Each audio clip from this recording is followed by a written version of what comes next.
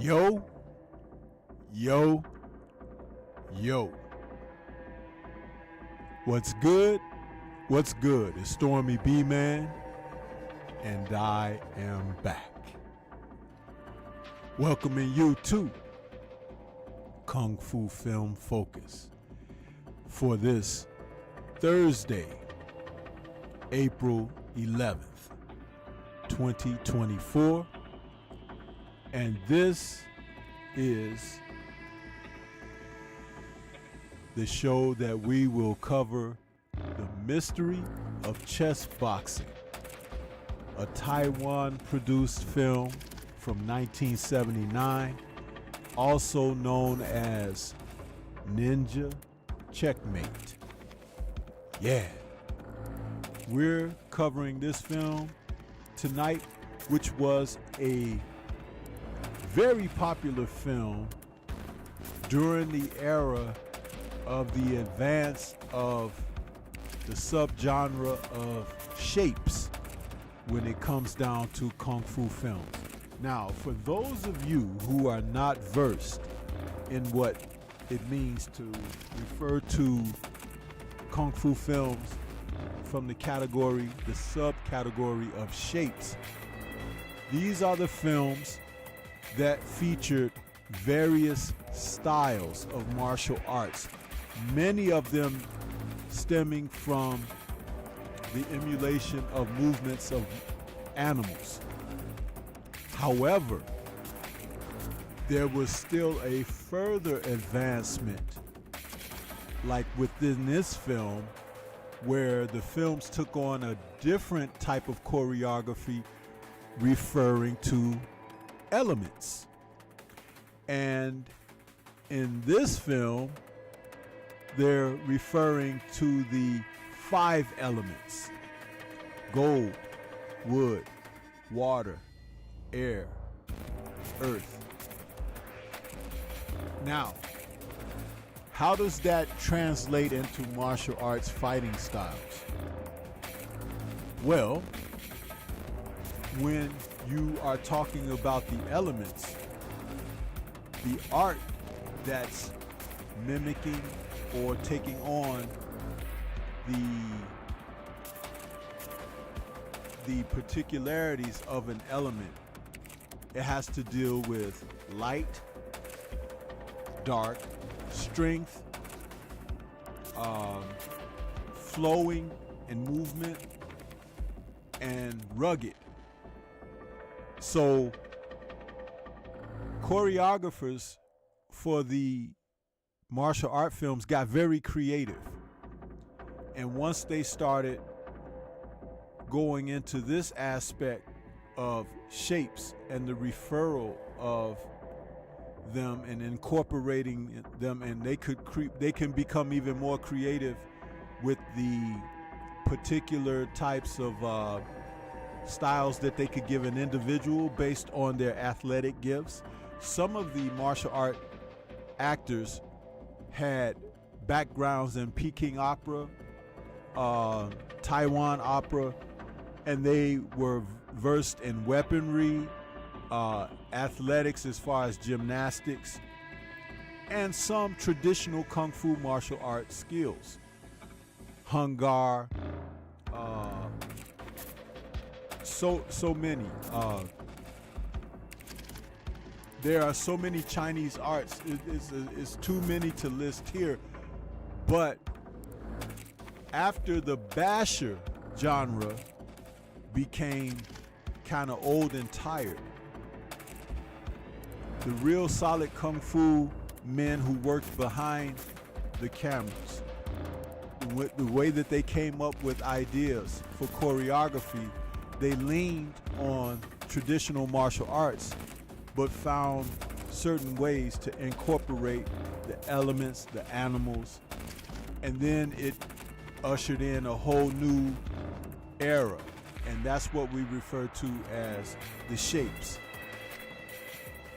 That's a term that actually comes from Europe, and not from the western part of the world, but I would say even possibly the UK is where that particular name came from, along with bashers. Because when you talked about bashers, you were talking about the punch, punch, kick style of kung fu films, shapes more fluid and stylistic, with emulating cranes and snakes and panthers and dragon fists and so forth and so on. So as you see, as the genre went on, it became very intricate. And the actors who performed before the cameras a lot of times were selected based on the abilities that they brought to the screen.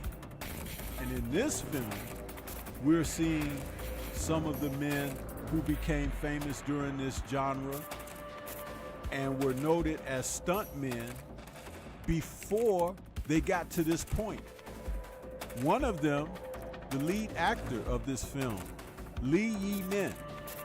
He's a Taiwan actor and martial artist, and he started out early with the Shaw Brothers Studios. He was a role player, some swordsman flicks that he played in there. A lot of times he did stunt work. But Lee Yi-min, when he went on to the independent circle, he began to branch off like Jimmy Wong Yu did and made bashers. Some he headed up as a lead, if not co-star. Others he was just a role player, and oftentimes he made his mark with the little bit of time or screen time he was given until Taiwan came calling, because they wanted to cash in on Jackie Chan's newly found fame from his films like Snake in the Eagle's Shadow and then The Drunken Master. Also known, the original Chinese title for Drunken Master is Drunken Tiger in a Monkey's Eye. So these films were very popular, and so Taiwan was looking to produce their own fare. Lee Yi-min even ended up with a mullet style haircut, like similar to like what Jackie was wearing during those days of the seasonal films that he starred in. And Lee had good acrobatic skills, not matching Jackie, but he was a great alternate to Jackie. And he was soon joined by brothers Mark Long and Jack Long. These two men, you will remember, along with Lee Yi-min, they starred in classics such as The Seven Grandmasters and this film that we're talking about this evening. They went on to be very popular. Jack Long, I must tell you, is one of the most amazing kung fu martial art acrobats that I have ever seen. There's one guy from Golden Harvest days that reminds me, in the early Shaw Brothers days, Yuen Wah, because he's tall like Jack Long, but the two of these men were so fluid in their acrobats, their somersaults, their flip-flops, all of that they could do so well, and brought in action that would just make audiences gasp at their athletic abilities. These men were awesome with what they would do, and it was fun to watch them. Now, Mark Long, the brother of Jack, he was noted for this film specifically because the character that he played was referred to as the Ghost Face Killer. And what was really amazing about his performance in this film, this gray wig that they had him on with his gray mustache and sinister snarl as he went to go after the culprits that he was seeking revenge against, it fit him very well. He looked nothing like that character that he played with the, when he was made up as Ghostface Killer. But when he he wore that. He did give you the impression of an older, grizzled, angry man, martial artist. And one of the things I wanted to say out of taking note is some of the dialogue in the film is so cool, because as Mark Long approaches his nemesis, he always throws out this little golden, not golden, but it's like a ceramic plate. It might have been metal that has his emblem, the Ghostface Killer. And when he approaches one of the men that he's seeking revenge against, he would always toss that medallion near them, where if they were sitting outside, if they were fishing, if they were walking out of their home, they see this medallion come flying at them, and it lands on the ground, and they look down at it and they're like, Ghostface Killer. And he was like, remember me? And he comes out and he starts challenging these guys. Listen, man, I loved Mark Long in this role. He was also noted for films like Born Invincible, The Seven Grandmasters again, and some other fare that The Unbeaten 28. He's been around as well, but never as popular as in this particular film. And his martial arts were so well choreographed. Even when he was doubled with some of the more gymnastic, athletic movements, you still didn't mind because he played his character so well. He was really evil in this film. And when I say evil, it was like he fought with anger. He's one of the few villains in film. I could think of another actor, kung fu martial artist, and Wong Ching Lee, who did the same.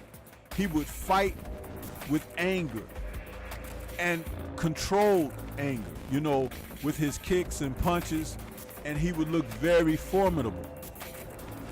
The film was choreographed by Ricky Chen. Now, Ricky Chen is one of the guys who was later in his career, he became one of the Venoms for Chang-Chi as he did his third ensemble of Venoms.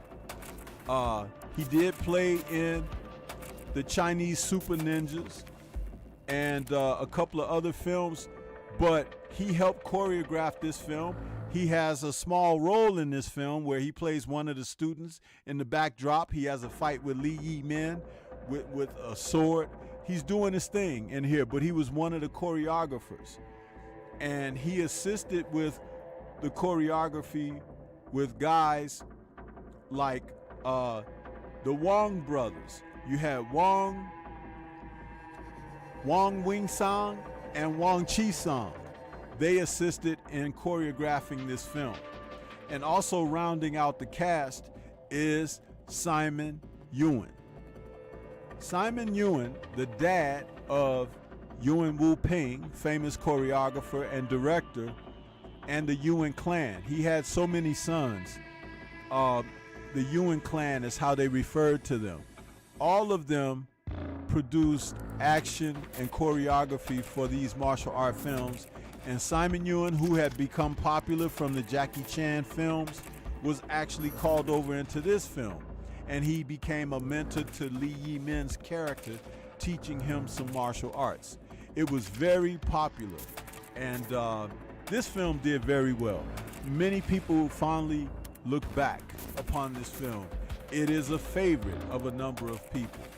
So with that being said, I want to go to the chat and see who we got out here.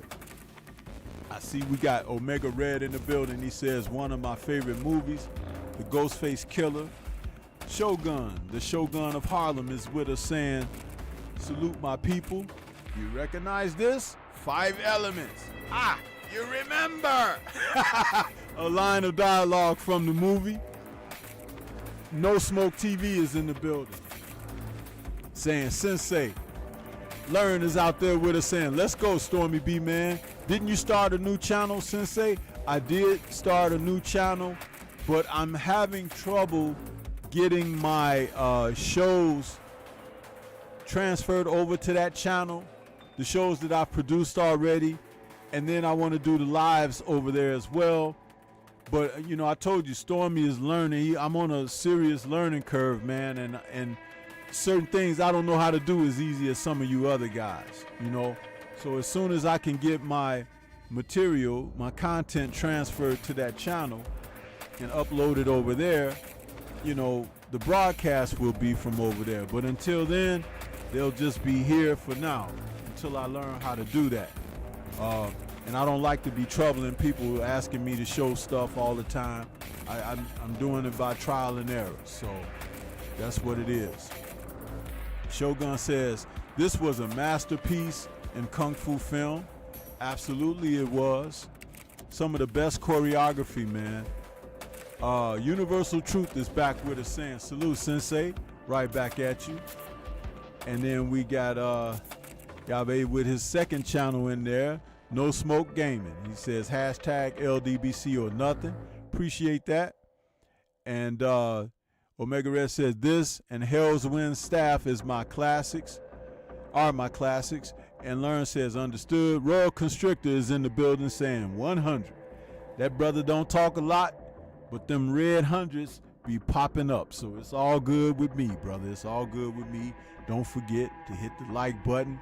Don't forget to share this. If you guys got multiple social medias, share some of this Kung Fu Film Focus, man. You would be surprised how many people love Kung Fu films. When I did last Thursday's show, okay, last Thursday's Kung Fu Film Focus, which was Death Duel of Kung Fu, it's almost 1,500 views on that show, you guys. 1,500.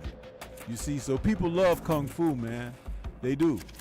And I'm finding that sometimes when I go live, 8 p.m. Central is typically my live slot on the days that I go live.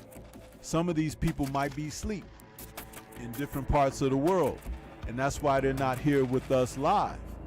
But when they get up and they see Stormy has done a Kung Fu joint, they be on it, man. And the views go right up within the next couple of days. It be in the hundreds. You know what I'm saying? So I appreciate those who still look for me, you know, even if it's not while it's on live. But if it is live, come on in and pull up a chair and your chopsticks and let's talk about Kung Fu. You know what I'm saying? That's what we're doing here, man. We keep trying to produce what's worthwhile, huh? That's what I try to do here. Mr. Shelton is out there. What's good with you? Yeah, so The Mystery of Chess Boxing was directed by Joseph Koo, also known as Koo Nan Hong, a man who had directed a number of films out of Taiwan and in Hong Kong, but primarily out of Taiwan. He directed over 74 films. He acted in about 5 of them. And some of his classics that you may remember are films such as Mystery of Chess Boxing, The 36 Deadly Styles, Dragon Claws, which featured Wang Ching Li, The World of Drunken Master, The Unbeaten 28, The Old Master, which features Jackie Chan's original Sifu, who ran the Seven Little Fortunes opera troupe that Jackie, Sammo, Yuen Hua, Yuen Biao, all the Yuen brothers that grew up through there. He had that going for those guys. There's a film called Painted Faces that's a biography on the old Sifu from the Seven Little Fortunes, and Sammo is playing him. So if you've never seen that, you should check it out. The film is very easy on the ruggedness that he put those, and the rugged rigors that he put those children through during their training. But you could see the end result of how these men, their bodies moved and flexed like they had no spines. More films directed by Joseph Koo. The Smart Cavalier, Born Invincible, the Shaolin Brothers, the 8 Masters, the 18 Bronzemen, the Return of the 18 Bronzemen, the Shaolin Kids, Blazing Temple. All of these Kung Fu films, some of you may remember if you're truly a diehard. And that's what he did. He really churned those films out. And his films were very popular. And he had an eye for talent. Joseph Koo, when he found the Long brothers and Lee Yi Min and talents like the Wong brothers who choreographed with Ricky Ching, he was able to make these great films. And they did supplement the martial arts genre when other companies that were a little larger, like Seasonal Films and of course Shaw Brothers and Golden Harvest, they still put up films that were equally as entertaining as far as the action, and almost all of them as far as being able to deliver what audiences wanted, which was tons of Kung Fu. Yeah. Joseph also found himself as a screenwriter a lot of times, as he was for this film, and of course a producer. So he churned these films out, man, and people found them very, very entertaining. According to one of the reviews that I was able to pick up on this, this is a review that was very recent, from March of last year, by a gentleman the name of Gaijin84. And he did a little review on this, and I'm going to read some, salute to this brother, where he talks about the mystery of chess boxing. He says, Joseph Koo's The Mystery of Chess Boxing stars two of the best Kung Fu actors in Jack Long and Mark Long, and lets them dazzle in their well-choreographed scenes.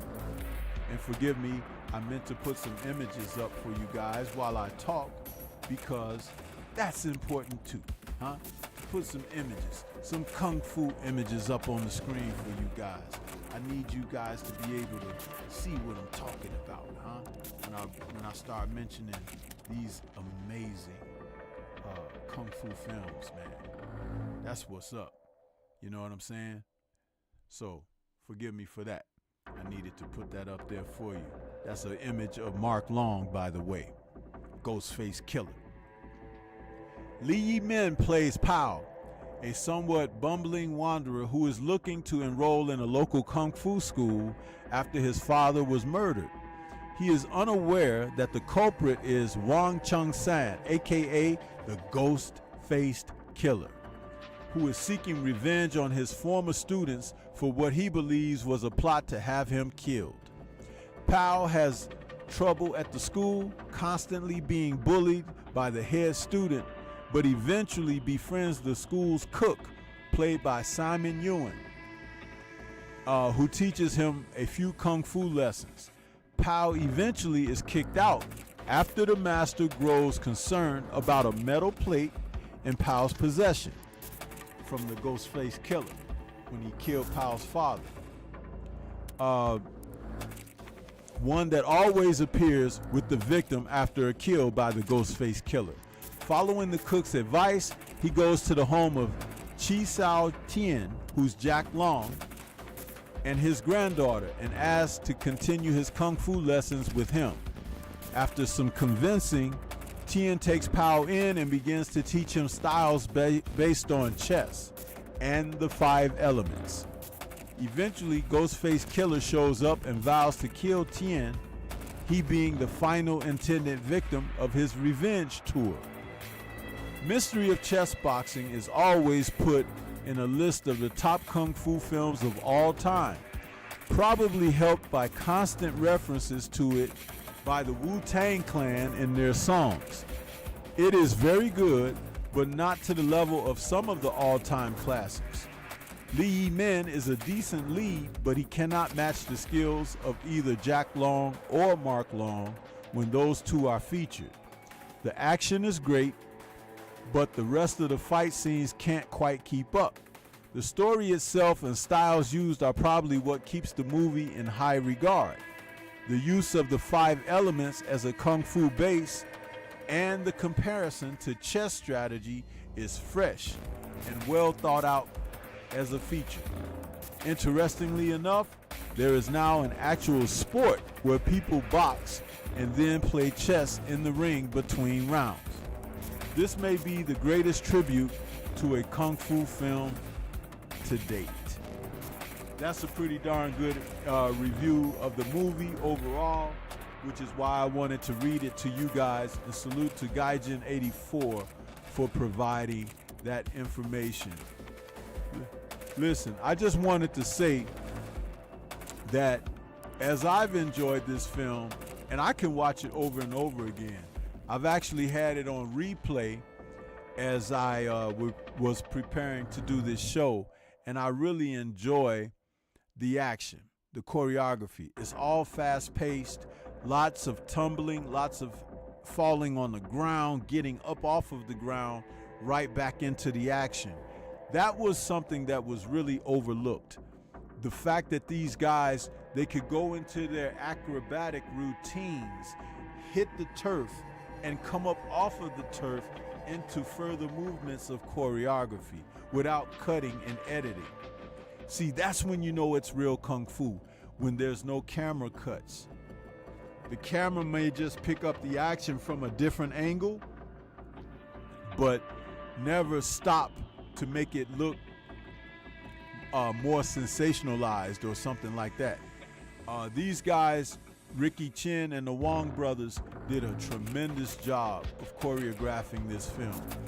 And I don't think they get enough credit, because when you're able to do those type of movements and scenes, and you have the actors who can carry them out without flaw, I'm sure they made mistakes when they were filming and may have to have reshoots and retakes. But my goodness, the finished product looks great. And many of you out there have seen this film and professed it to be a favorite of yours. So you know exactly what I'm saying, you know what I mean? So yeah, that's what's up, man. That is what's up. Mystery of Chess Boxing and 7 Grandmasters, which this is thought of as an indirect sequel because it stars a lot of the same people. They were very entertaining films. Very entertaining. If you like your action raw with kung fu, acrobatics, lots of shapes incorporated into the choreography, then films like this are for you. You know, this is why I talk about the whole list of kung fu features and the subgenres that formulated over the years of the genre as a whole. There's so much kung fu that you can find that you like. You know, swordplay was a very small aspect of it, but when they began to use hands and feet without weapons, they got so creative that it pushed the genre another, I want to say, almost 20 years, which is amazing within itself. Yeah.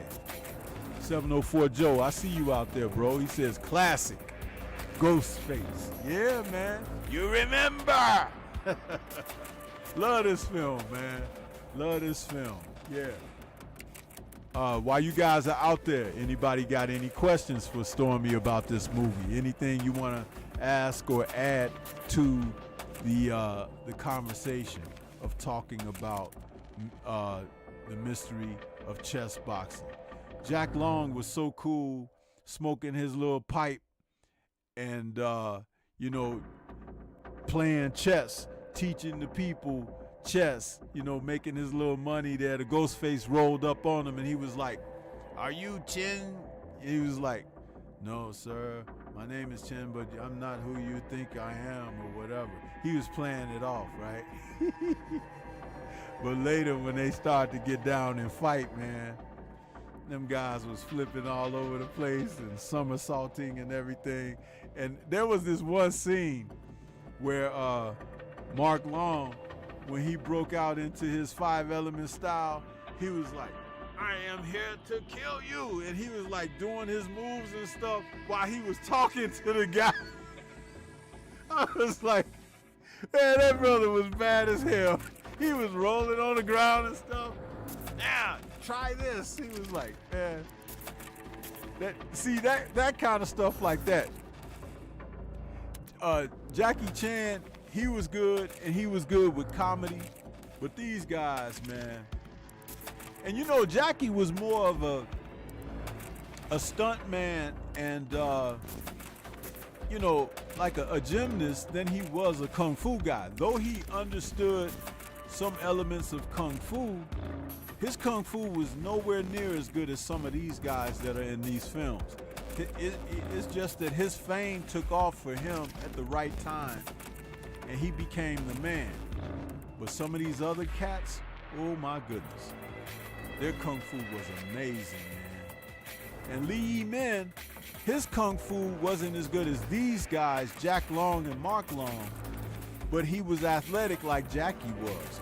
And we never knew that from him when he played in those early Shaw Brothers films, or even when he was doing the independent bashers, because he was just doing the simple punch, punch, kick, kick, you know, styles. He wasn't doing shapes.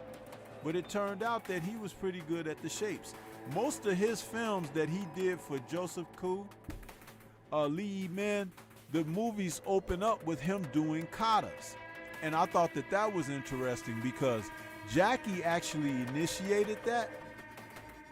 But Lee Yi Min, when he opened up his films, most of his films, they had him doing katas.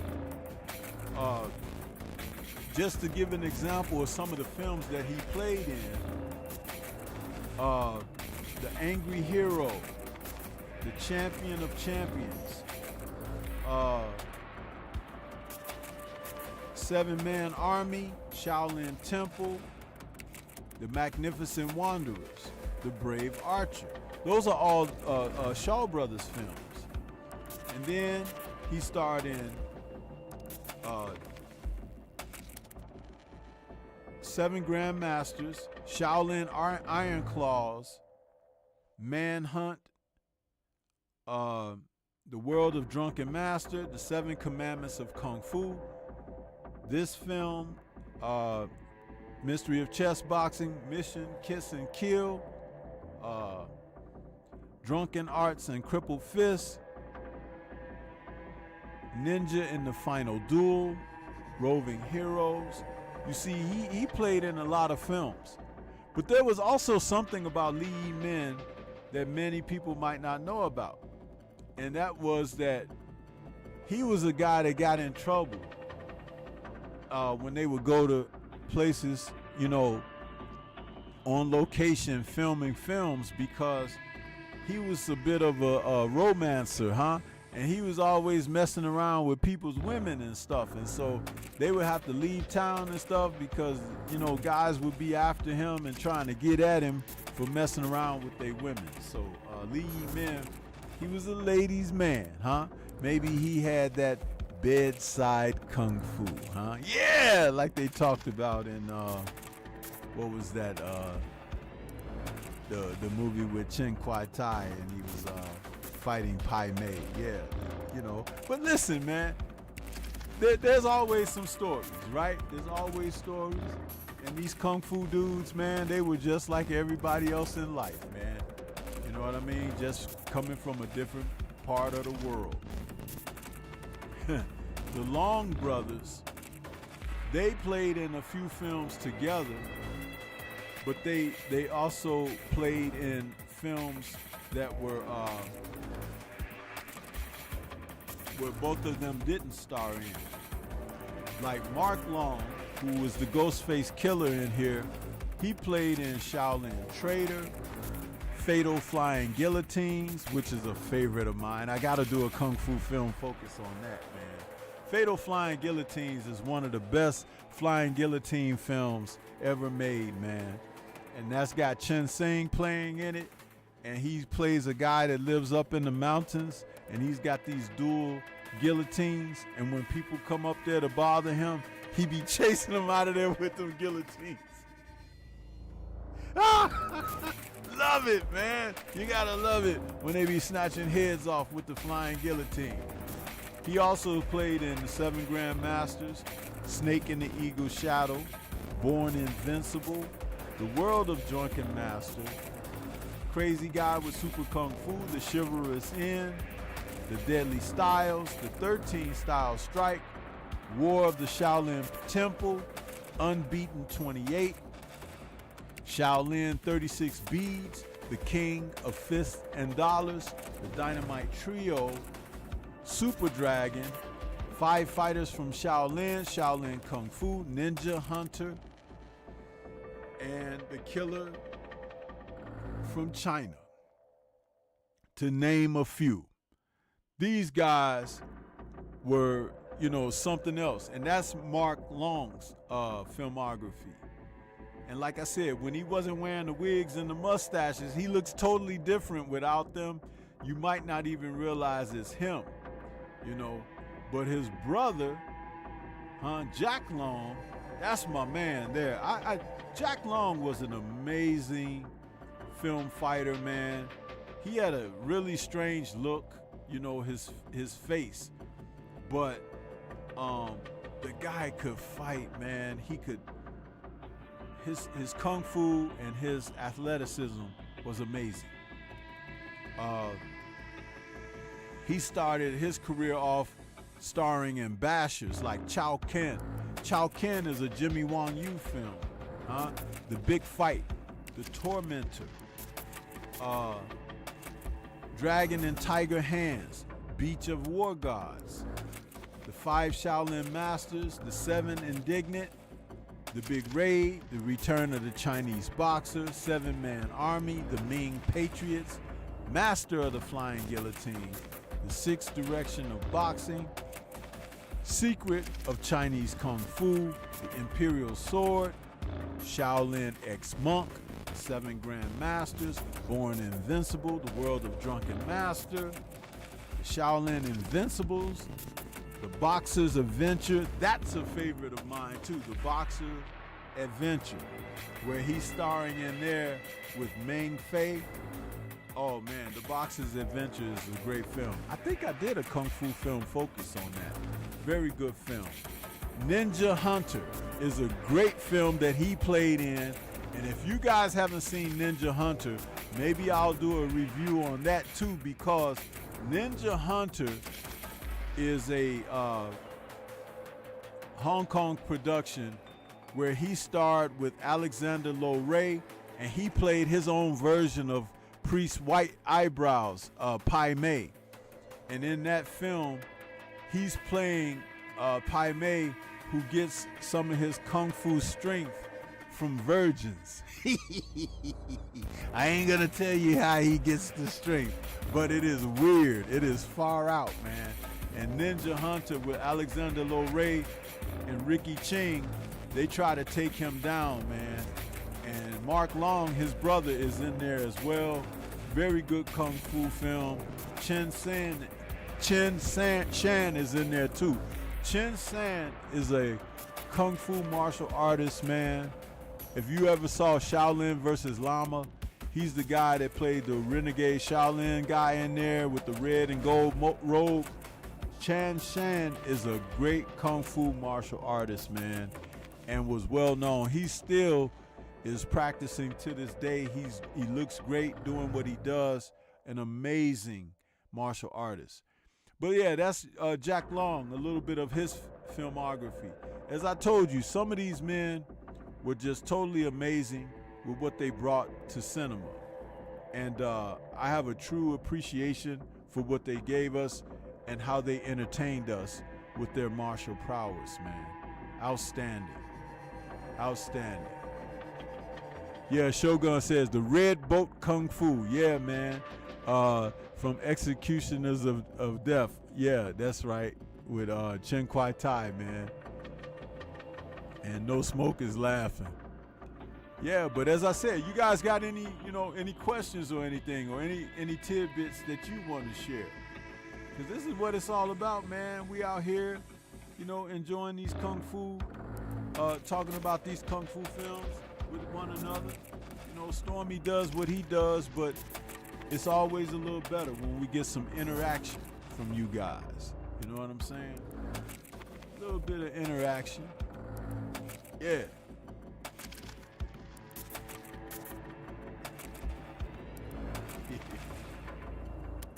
Kung Fu.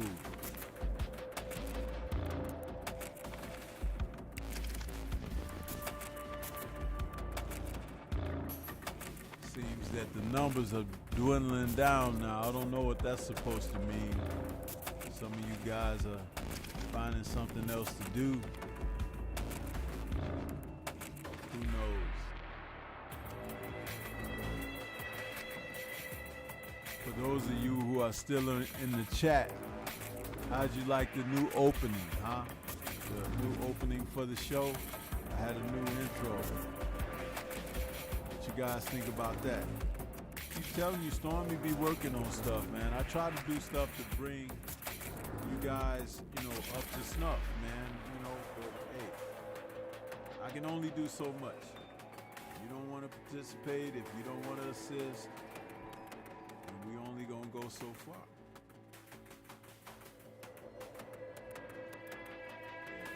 Red Boat Kung Fu.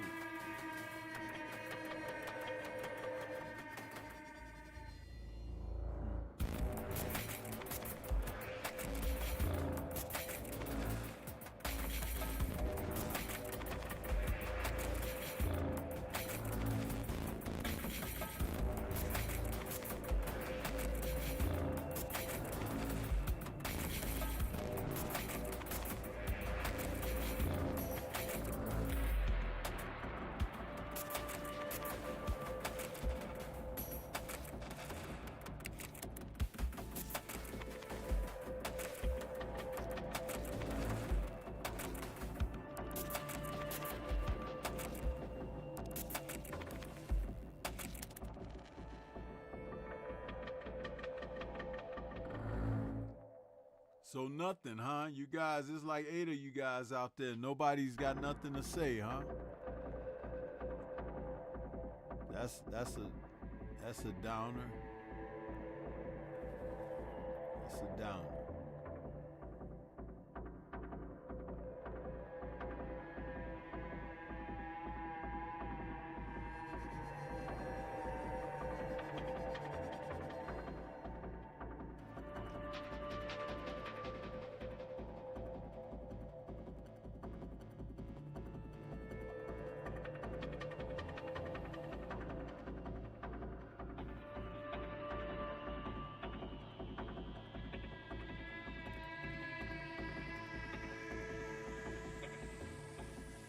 Shogun, where you at, man? Where you at?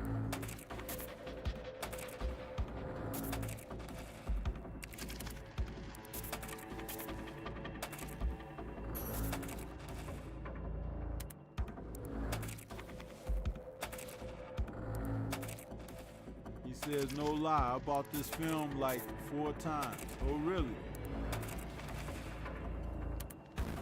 Why, did it have different titles? You weren't certain about it? There's Ghostface Killer doing his kata. Check him out, man. Ghostface Killer was bad. Probably one of the best Kung Fu film villains.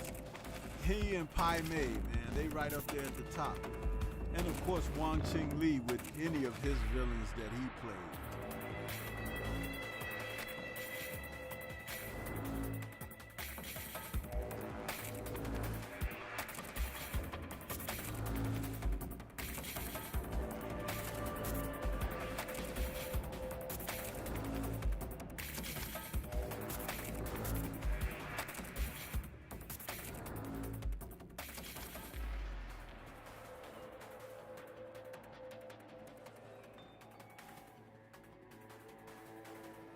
So Shogun, why was it that you ended up buying it 4 times? Did you lose a couple of copies or you got the titles mixed up? Talk about it.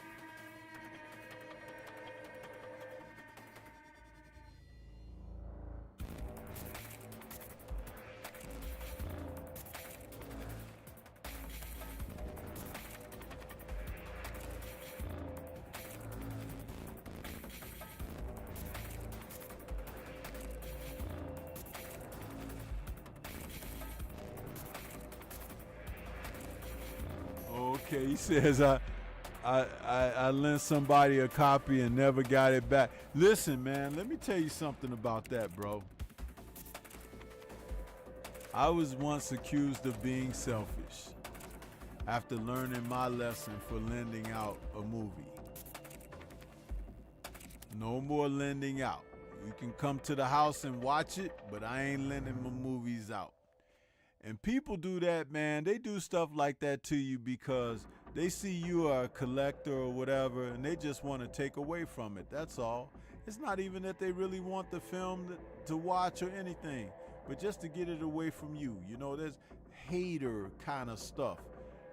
I lent the movie out one time, and when I got it back, the DVD case and everything was all battered up. It was like they threw it out in the street and let cars run over it or something. I'm like, man, how did my case get like this? And the DVD was all scratched up and everything.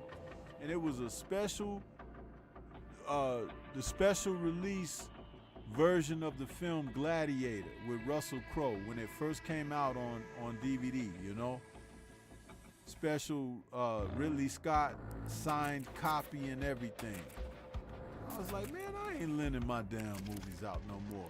Then somebody stole from me, stole movies from me. So then I just stopped having people over, that's all. It's like, okay, no more of that. I learned my lesson. Some people just can't stand to see you, you know, it's like, I don't even understand that, because you invest in what you're doing. You work hard. Some people like to buy clothes. Some people like to buy shoes. People buy cars or whatever. It's like, I don't care. It may be something trivial to you, but it's important to me. So why would you want to mess up what I'm doing for myself? It ain't got nothing to do with you. Man, it drives me mad.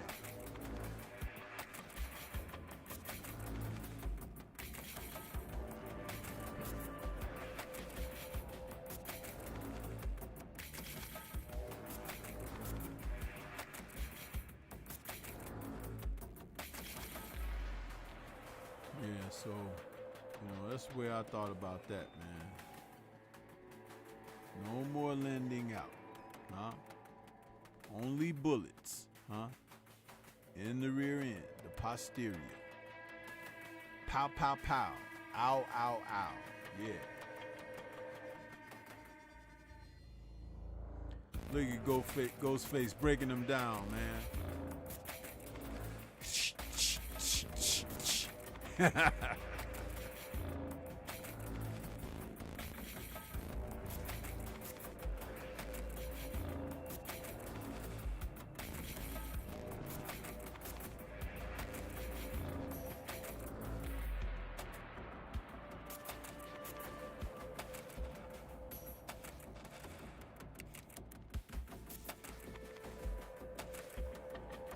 Yeah, Shogun, I can feel you on that, bro. I can feel you big time on that. What's your collection like? How many Kung Fu films would you say you have? Shogun, how many would you say you have?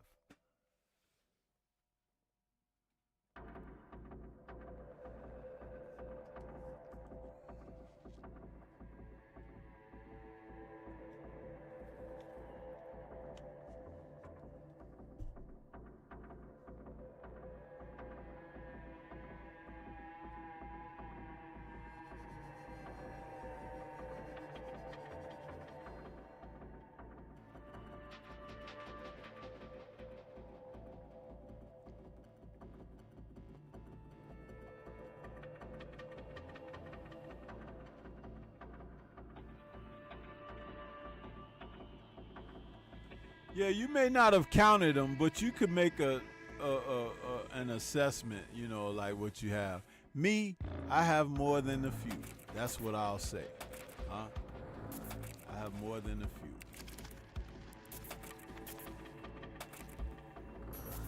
I can tell you this, I've done about 90 plus Kung Fu film focuses. So, and every film that I've done a focus on, I have. So,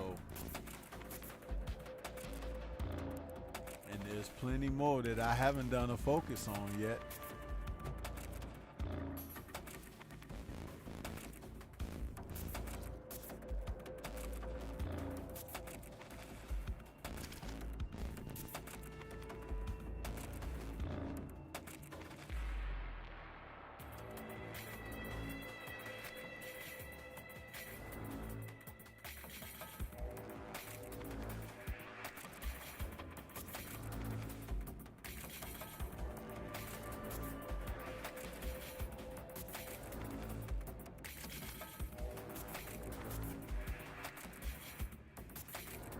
And that's not even the boast. It's just that you look up and you be like, wow, I've amassed a nice little collection. Yeah.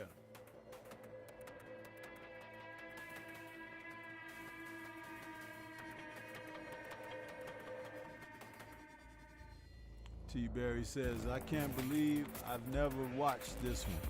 Man, what you waiting for? You need to get your butt out there and watch this tonight. Huh? And then you'll come back and you'll thank me later. Thanks, Stormy. Yeah, it's that good, man. That entertaining. Some real good kung fu going on in this movie.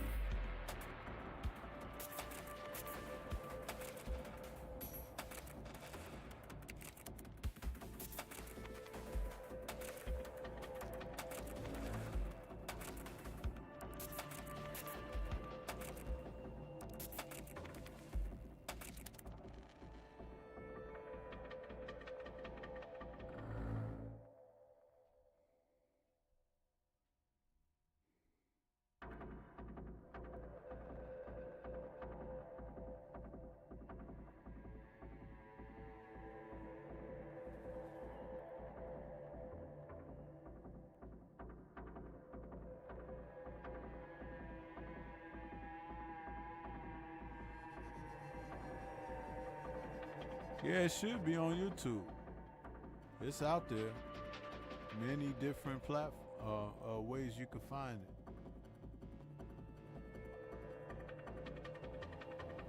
Yeah, T. Berry, there's a from Eureka Films. Eureka Films, they have a website.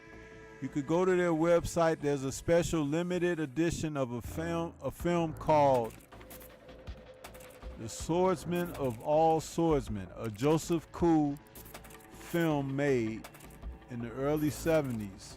It's a swordsman film. It's a special 2-disc set. The second film in that set is Mystery of Chess Boxing, remastered in 4K. I just got my copy of it like 2 weeks ago. So go to Eureka's website and you can pick that up. And The Swordsman of All Swordsmen is not a bad film either, because it stars a very young Polly Shan Kwan Chang. And she's in there. She don't even look the same. She's so young. I think she's probably about 16 in that movie. But yeah.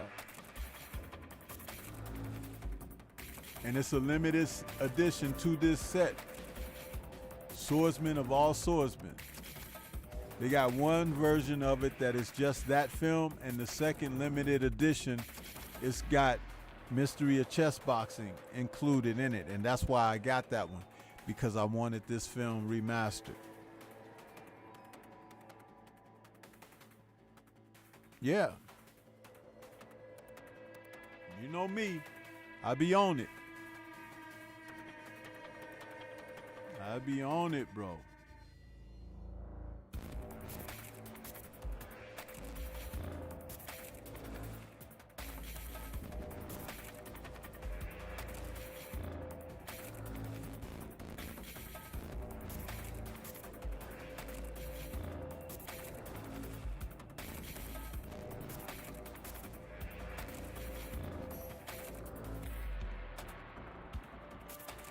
I just thought I would come out here and talk about this evening, man. You know, not much feedback here, but that's okay. we've come to the end of my hour, and I've been here with you guys for that. And now I'm getting ready to move it right along. So I want to say thank you for everybody who tuned in and hit my like button. Those who participated in the chat, thank you. And I hope that we can come back again for another Kung Fu Film Focus. Peace to everybody out there. Shout out to the mighty LDBC. And we gone.